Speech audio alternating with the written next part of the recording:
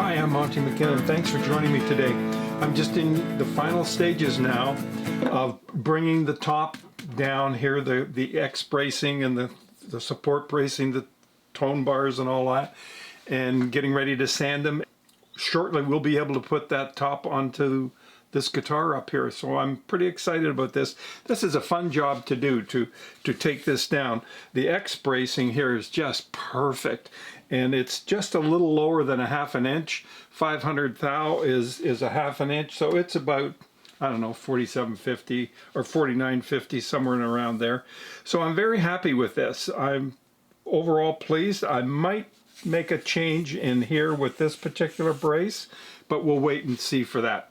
Meanwhile, what I would like to do today, if you are new to the channel and you're interested in guitars, consider subscribing, because we've got a host of videos that are up there now and more coming that I think you'll like. Also, I would suggest that you may want to check me out on Instagram. Just put my name in, Monty McKinnon, it'll come up. There are over 1,700 photographs in there now of various guitars that I made at various stages, and you can get anything you want to know about building a guitar is probably on my Instagram account already. So you might want to check that out. But today what I want to do is show you the jig that gave me this X brace. Now, this is my first jig that I used in making the X bridge. Now this let me show you how this goes together. What I simply did was create two radiuses, one that was 28 and one that was 18, and then I got a piece of wood here. I've then put a piece in here that is just straight across. I've got sandpaper here so that when the bracing is in here, it can't spring out. So this particular shape in here and coming up here, this little curve, that's an 18-foot radius, and on this side it's a 28-foot radius.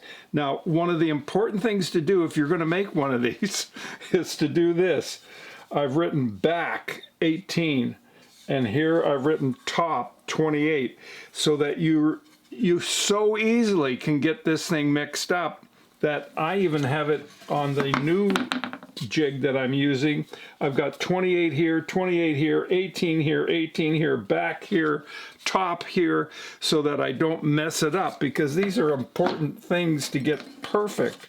Now, what I've done as well, I have sandpaper on the back of this, and I put a piece of dowel in here, and the dowel is simply to keep this from moving.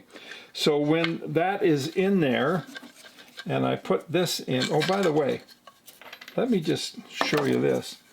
This is simply a T-nut that has gone in here. I drilled through here and then punched in a T-nut so that it would slide. But that gives me something here that is kind of neat. That's where you'll see when you put your little handle here, your screw, you're probably 21/4. You can buy these at Home Depot, Lowe's, any of the hardware stores will have them. And what you do is you simply put your piece of wood, which is usually 280 millimeters in thickness, and you bring it in, you pull it in. Now, my hands are not as strong as they once were because I'm getting so much older. I just simply use a clamp and bring it in with a clamp, and then I tighten this down. That works great. Now, when you set this up on the table saw, again, this was my first one. I always went through holding this. At the suggestion of some other folks on this particular one, I put two screws into here that serve as handles so that my hands never come off and are never near the blade. And the blade on the table saw, you would have the fence up here and the blade here. Leave a little space between the blade so that you can pull it tight to the fence and then slide it along and cut it, because when you're finished cutting, I want you to stick it in the vise, get a real good sharp plane, and just go over the edge to plane off any of the saw marks that are in that curve, because when you take this piece of wood out, it will spring back and you'll have a nice arch. Now, on this top that we're working on for this guitar, the dome on here is just beautiful. Oh, it is absolutely perfect. I do the same thing with this piece, this piece, this piece. These I don't worry so much about, but the X for sure. So I've got a nice dome because the top is carved. If this is the body of the guitar, it's curved this way and it's curved this way. So I've got multiple curves going on, and this helps me get to where I want to go. Now I'm using the chisel here to shave this down, and then I'll sand it all.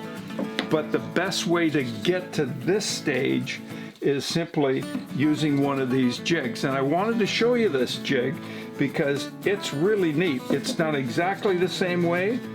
There's a bolt that's been put into here, and then it screws up onto here. And I don't have a piece of dowel in here. I don't need it because I know it's wide enough. I can just drop that in there. Now, one other thing you want to think about is, in the event that you don't have the dowel in here like I don't, this could move. It could go back and forth. What you want to do is get a off-cut piece of the X bracing and put it on here as a wedge. It's the same thickness, so when you crank this down, this thing is not going to go like this. It's going to come flat down onto the wood and hold it all in place.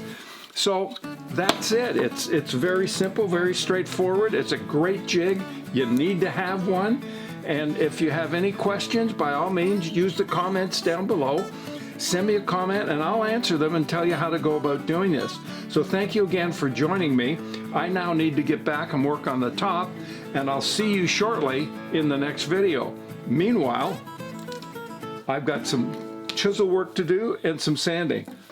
Bye for now.